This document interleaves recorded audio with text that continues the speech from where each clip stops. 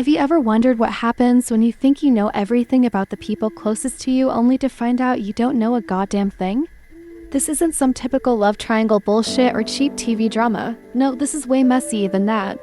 It's a fucked up tangle of guilt, lies stacked on lies, and one single moment at an airport that blew my entire world to pieces in the blink of an eye. I'm Tara, and I'm about to tell you how I single-handedly torched my own life and dragged the one person I called my sister down into the pit with me. And yeah, I know what you're thinking. Oh, Tara, you backstabbing bitch, how could you do that to your best friend? Trust me, I've asked myself that question a million goddamn times since it all went down.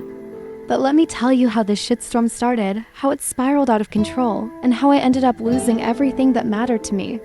Grab a drink because this is gonna be a long one. Me and Emily met back in college. Freshman year, dorm life, the whole deal. She was this loud, funny chick who didn't take shit from anyone, and I was this awkward, artsy weirdo who barely knew how to talk to people. We clicked instantly. She dragged me out of my shell, got me to parties, made me laugh till I cried. We were inseparable. After college, we stayed tight girls' trips to Vegas, wine nights at her place. Texting each other dumb memes at 3 mushy was my ride or die, my sister from another mister. I'd have taken a bullet for her, no question. Then there was Jake. She met him at some bar downtown, and I remember her calling me the next day, freaking out about this hot guy with a killer smile who bought her a drink. They started dating, and I was happy for her. Jake was cool, charming, laid back, the kind of dude who could talk his way out of anything. When they got married 5 years ago, I was her maid of honor. I cried like a baby at the wedding, gave a sappy-ass speech about how she deserved the world. I meant every word. At first, me and Jake didn't talk much. He was her husband, not my buddy, but over time, we got closer. Emily would invite me over for dinner, and we'd all hang out, crack jokes, watch shitty movies, drink too much wine. It was chill, normal. I never thought anything of it. He was like a brother-in-law or something. That's how I saw it anyway. Looking back, I can pinpoint when things started to change. It was maybe a year ago, give or take. Emily had been swamped with work some big project at her job that had her stressed out of her mind. She'd come home exhausted, barely able to keep her eyes open, and Jake, well, he started bitching about it. Not to her face, but to me. We'd be texting about random stuff, dumb shit like what show I was binging, and he'd slip in these little comments. Emily's always tired these days, or I feel like I'm living with a ghost. I'd laugh it off, tell him to give her a break, she's killing it at work. But he kept going.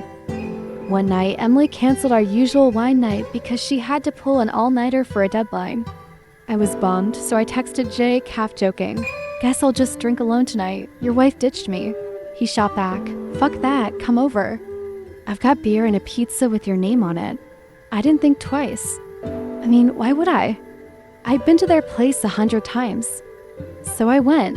Emily wasn't there, but Jake was, sprawled on the couch in sweats, cracking open a beer. We ate, drank, talked shit about nothing important. It was fun, too fun, maybe. At some point, he said something flirty, like, "You're way more fun than Emily when she's in work zombie mode." I laughed, brushed it off. But there was this vibe. This tiny spark I couldn't unfeel. I went home that night thinking, that was weird, but I didn't dwell on it. Not yet. After that, Jake started texting me more. At first, it was innocent memes, random "what's up" messages. But then it got personal. He'd vent about Emily, how she wasn't there anymore, how he felt ignored. I'd try to play peacemaker, tell him to talk to her, but he'd just say, "You get me, Tara." She doesn't. And fuck, I hate admitting this, but it felt good to hear that. I'd been single for ages, bouncing between shitty dates and lonelier nights. And here was this guy, this taken guy, making me feel seen. One night, we crossed a line. Emily was out of town for a work conference, and Jake asked me to come over. Just to hang out, he said. I knew it was a bad idea, but I went anyway. We drank too much, laughed too hard, and then bam, he kissed me. I froze for a second, my brain screaming, "What the fuck are you doing?" But then I kissed him back. It was sloppy, desperate, wrong as hell. We didn't sleep together that night, but it was close. Too close. I left his place at like 2 a.m, freaking out. I told myself it was a one-time thing, a stupid drunk mistake. I'd never tell Emily, he'd never tell Emily. We'd pretend it didn't happen. But the next day he texted me, "Last night was crazy. I can't stop thinking about you." And instead of shutting it down like I should have, I texted back, "Yeah, me neither." That's when I knew I was fucked. It snowballed from there. We started sneaking around late night texts, quick meetups when Emily was at work or asleep. We'd fuck in his car at my place, once even in their goddamn guest room while she was out running errands. Every time I'd tell myself, this is the last time, but it never was. Jake kept saying shit like, "I'm gonna leave her, Tara, it's you I want." And I believed him because I wanted to. I wanted to think this wasn't just some dirty fling, but it meant something. Meanwhile, Emily started noticing shit. She'd text me, "Hey, you've been Ia lately, everything okay?" I'd make up excuses, work, family drama, whatever. I hated lying to her, but I couldn't stop. She'd ask about Jake, too. "He's been weird, you talked to him lately?" And I'd play dumb. "Nah, he's probably just stressed." God, I was such a piece of shit. The guilt ate at me, but the high of being with Jake kept me going. He made me feel alive in a way I hadn't in years. It was addictive sick, fucked up, but addictive. I'd look at Emily and think, she doesn't even want him like I do. She's too busy for him. I convinced myself I wasn't stealing him, I was just taking what she didn't care about. What a load of bullshit. Things got sloppier. Jake and I started taking bigger risks, longer meetups, flirty texts when Emily was in the next room. One night, she almost caught us. I was over at their place, and Jake grabbed my ass in the kitchen while Emily was in the bathroom. I shoved him off, whispering, "Are you fucking insane?"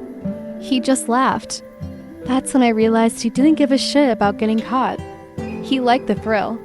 Then came the idea for the trip. Jake pitched it one night while we were tangled up in my bed. "Let's get out of here," he said. "Just you and me, a weekend away. Fuck everything else." I hesitated. Leaving town together was a whole new level of reckless, but he kept pushing. "I'll tell Emily it's a work thing.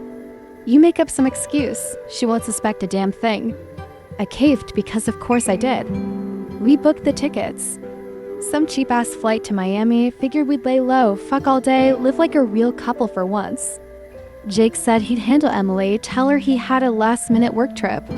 I told her my mom had a family emergency and I had to go help. She bought it, texted me, "Hope your mom's okay, let me know if you need anything." I felt like puking, but I typed back, "Thanks girl, I'll keep you posted." Lying to her face like that, it was second nature by then. The day of the trip, I was a nervous wreck. I kept checking my phone, half expecting Emily to call and say she knew everything.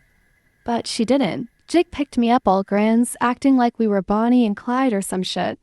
"We're doing this," he said, squeezing my hand.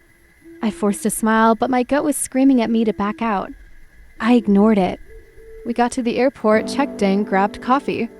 I started to relax a little. Jake was cracking jokes, holding my hand, calling me babe like we were legit. For a second, I let myself believe it could work. Maybe he'd leave Emily, maybe we'd start over. Dumbass fantasy, but I clung to it. Then I felt it someone behind us. Before I could turn around, there was this tap on Jake's shoulder.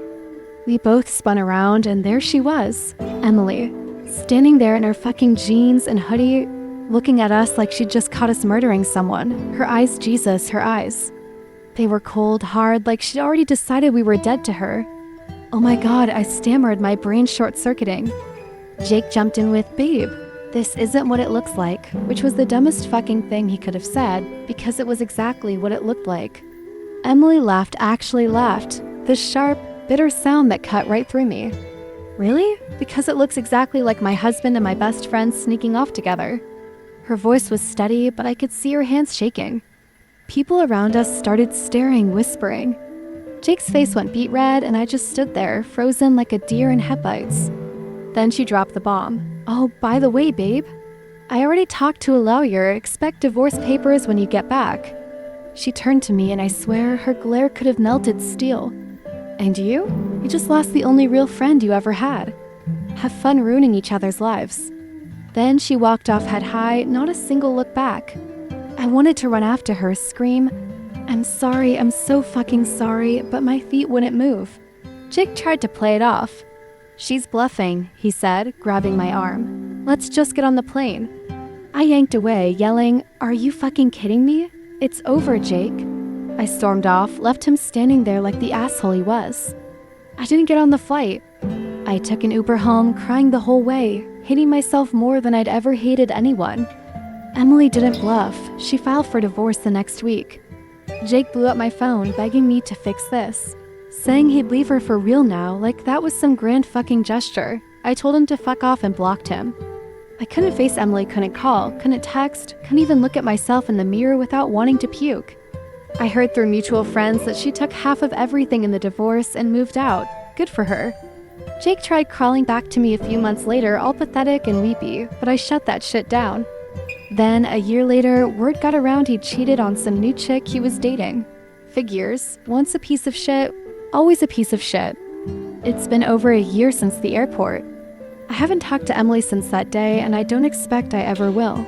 I miss her, God. I miss her so fucking much. The laughs, the late nights, the way she'd hug me when I was falling apart. I threw it all away for a guy who wasn't worth a damn. I see her posts on Instagram sometimes, new city, new job, new friends. She looks happy. She deserves it. Me? I'm still picking up the pieces. I lost my best friend, my self-respect, damn near my sanity. I don't date anymore, don't trust myself not to fuck it up again. I work, I sleep, I try to forget. But every now and then I'll see something, a bottle of her favorite wine, a dumb meme we'd have laughed at, and it hits me all over again. I did this. I broke us. So yeah, that's my side of it. I'm not asking for forgiveness, don't deserve it. I just wanted you to know how it went down, how I let myself become the villain in my own fucking story. Karma's a bitch, huh? And I've got no one to blame but myself. Think that airport betrayal and revenge shit was the peak of drama? Hold up, cause this next mess is gonna blow your mind. It's a wild flip from love to hate and back to a face-off nobody saw coming. This ain't about cheating scandals or big public blowouts, nah. It's the story of a chick who thought she'd hit the jackpot by dumping her guy, only to come crawling back when her whole damn world fell apart. I made choices, stupid, selfish choices, and they blew up in my face like a goddamn grenade. You're probably thinking I'm just some gold-digging bitch who ditched a good guy and came crawling back when my life turned to shit. Maybe you're half right, but it's not that simple. Nothing ever is. So sit down, grab a beer or whatever, and let me tell you how I went from thinking I had it all figured out to realizing I torched the best thing I ever had. This is my side of the shit show, and it's a long, messy ride. Me and Ethan met in college. Junior year at some shitty frat party I didn't even want to be at. He was this tall, quiet guy with a goofy smile, sipping a beer in the corner while everyone else was losing their minds. I don't know why I walked over to him. Maybe I was bored, maybe it was the vodka, but we hit it off. He was sweet, funny in this understated way, and he didn't try to impress me with dumbass pickup lines. We started dating and it was good, like really good. 4 years of late night talks, cheap dinner dates, and dreaming about a future we'd build together. I thought he was my person, you know? The one I'd marry someday. Back then, we were both broke as hell. I was busting my ass through business school, pulling all-nighters to keep my grades up, while Ethan was, well, he was figuring shit out. He graduated with some vague liberal arts degree and was bouncing between dead-end jobs, barista gigs, freelance writing, whatever paid the rent. He had these big ideas, those side projects he'd ramble about, like apps he wanted to build or stories he'd write. I believed in him. At least I did at first. After college, I landed a job at this fancy marketing firm. Entry level, but it paid decent and I was hungry to climb. Ethan, though, he was still drifting. Working some retail job, tinkering with his projects, talking about the big break that never seemed to come. I'd come home from 12-hour days, exhausted but buzzing, and he'd be on the couch, coding or scribbling in a notebook, all chill and unbothered. It started to grate on me. I mean, I loved him, God, I loved him, but I wanted more. I wanted us to be a power couple, you know? Both of us killing it, building something epic together. Instead, it felt like I was dragging us both forward while he just coasted. It built up slow, then all at once. I'd drop hints, hey, maybe apply for something better? Or what's the plan with this app thing? But he'd shrug it off. I'm working on it, Soph, it'll happen. Meanwhile, I got promoted. Twice, started making real money, wearing nice clothes, going to networking events where people treated me like I mattered. Ethan was proud of me, sure, but he didn't step up. He stayed in his little bubble, and I started feeling like we were on different planets. One night, I couldn't take it anymore. We were at our shitty little apartment eating takeout because neither of us had the energy to cook. I looked at him, hair messy, still in his work polo from that dumbass retail job, and it hit me. This wasn't the life I wanted. I didn't want to be the only one pushing, the only one with ambition. So I sat him down and let it rip. "Look, Ethan, I don't think we're on the same path anymore," I said, trying to keep my voice steady. "I need someone who's at my level. I still love you, but love isn't enough." Fuck, it sounded harsh even to me, but it was true. Or at least, I thought it was. His face, Jesus, his face. He just stared at me, eyes all wide and hurt, like I'd punched him in the gut. He didn't fight, didn't yell. Just nodded, quiet as hell, and said, "Okay, if that's what you want." I packed a bag and left that night, crashing at a friend's place. I cried myself to sleep, but I told myself it was the right call. I needed more than he could give. After the breakup, I threw myself into work. Got another promotion, moved into a sleek downtown apartment, started dating this guy named Marcus I met at a conference. Marcus was everything Ethan wasn't: driven, polished, already pulling six figures as some finance hotshot. We'd go to fancy dinners, weekend getaways, all that Instagram perfect bullshit. I felt like I'd leveled up, like I'd finally found someone who matched my energy. My friends were all, "You dodged a bullet, Soph. Ethan was holding me back." I believed it. I mean, I had to, right? Otherwise, what the fuck had I thrown away 4 years for? Work was my drug, though. I was killing it: big campaigns, bigger paychecks, corner office by 28. Marcus and I moved in together after a year, and I thought, this is it. This is the life I wanted. Sure, he could be a dick sometimes, always on his phone, snapping at me when he was stressed, but he was successful, and that's what mattered. I'd scroll through Ethan's old social media sometimes, see he was still posting about his projects, and I'd feel this smug little glow. Good luck, buddy, I'd think. Hope you figure it out someday. Then the universe decided to fuck me over. 3 years after I left Ethan, my company got hit with layoffs. Economy tanked, clients bailed, and boom, I was out. No warning, no severance, just a thanks for your service. Clean out your desk. I was pissed, humiliated, scrambling to find something else, but the job market was a ghost town. Marcus started pulling away less I love yous, more late nights at the office. Turns out, the office was a 24-year-old blonde named Chloe. He dumped me over text, that asshole saying he needed someone who could keep up. Sound familiar? Karma's a bitch, huh? I couldn't afford our place alone, so I swallowed my pride and moved back in with my parents. At 31, sleeping in my childhood bedroom, surrounded by old posters and regret. No job, no boyfriend, savings draining fast. I'd lie awake at night, replaying everything how I'd had it all and lost it. And then I'd think about Ethan. I hadn't talked to him in years, but I'd heard whispers from mutual friends he'd started some tech company, was doing well.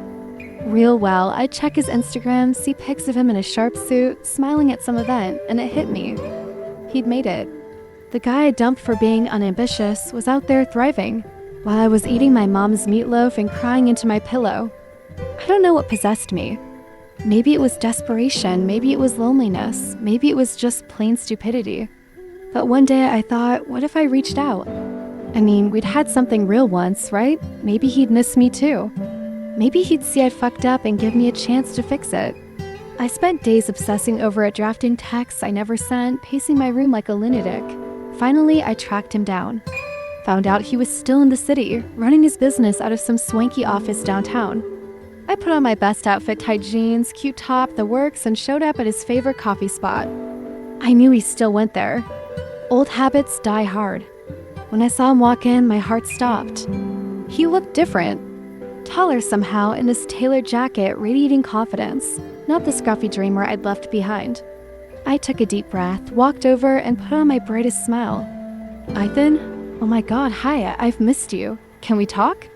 His face didn't move, not a smile, not a frown, just this blank stare that made my stomach twist. I expected him to tell me to fuck off, maybe slam the door in my face metaphorically. But he didn't. He just nodded, all calm and cool, and said, "Sure, let's sit." I was a nervous wreck, babbling like an idiot. "I've been thinking about you a lot lately," I said, twisting my napkin into knots. "I made a mistake leaving you." I see now that you were always meant to be successful. It sounded good in my head, like heartfelt and shit, but the second it came out, I knew it was off. Too rehearsed, too desperate. Ethan just sat there, sipping his coffee, letting me dig my own grave. Then he hit me with it, casual as fuck. So, what have you been up to? I froze. I could have lied, spun some bullshit about taking time to find myself, but something in his eyes told me he'd see right through it, so I spilled. Told him about the layoffs, Marcus dumping me, moving back home. I tried to laugh it off like, yeah, life's a shit show, right? But it came out pathetic. His face didn't change, no pity, no smugness, just the steady, unreadable look. I kept going though, throwing out lines like, I've missed us, you know? We were good together. I thought maybe I could reel him back in, remind him of the old days. He let me finish, then leaned back in his chair, smiling this tiny, cold-ass smile. You were right, Sophia, he said, voice smooth as ice. We're not on the same path. My heart sank. Before I could say anything, he stood up, dropped a few bucks on the table way more than the coffee cost, like a fucking flex, and walked out. Didn't look back, didn't hesitate. Just left me sitting there, mouth open, feeling like the smallest, dumbest piece of shit on the planet. I sat there for a good 10 minutes, staring at the cash, replaying it in my head. He didn't yell, didn't curse me out, just cut me down with 6 words and a tip, and the worst part? He was right. I'd left him because I thought he wasn't enough, and now here I was, the one who'd crashed and burned. He didn't need me anymore, didn't want me. I bet on the wrong horse, and he'd gone and won the fucking race without me. I went home that day and cried. Ugly, snotty sobs that woke my mom up. She tried to comfort me, but I couldn't even explain it, just kept saying, I fucked up, I fucked up. Ethan didn't call, didn't text, didn't give me a second thought, I bet. I'd hear about him sometimes, friends saying his company got some big investment or he was dating some hot startup chick. Good for him. Seriously, he deserved it. Me, I'm still clawing my way back. Got a shitty temp job answering phones, moved into a crap apartment with a roommate who hogs the bathroom. I can't trust myself not to pick another Marcus. Every now and then, I'll see something that reminds me of Ethan, a dumb sci-fi movie we loved, a coffee shop we used to hit, and it stings like hell. I don't blame him for walking away. I'd have done the same. So that's it, my big, stupid downfall. I thought I was too good for him, chased some shiny bullshit life, and ended up with nothing. Ethan's out there killing it, and I'm here eating my regret for breakfast. Life's a fucking trip, huh? And I've got no one to blame but my damn self. Thank you for watching until the end. Your support means the world. If you enjoyed this story, don't forget to like, comment, and subscribe for more amazing Reddit tailies. Turn on notifications so you never miss a new upload. Stay tuned for more captivating stories.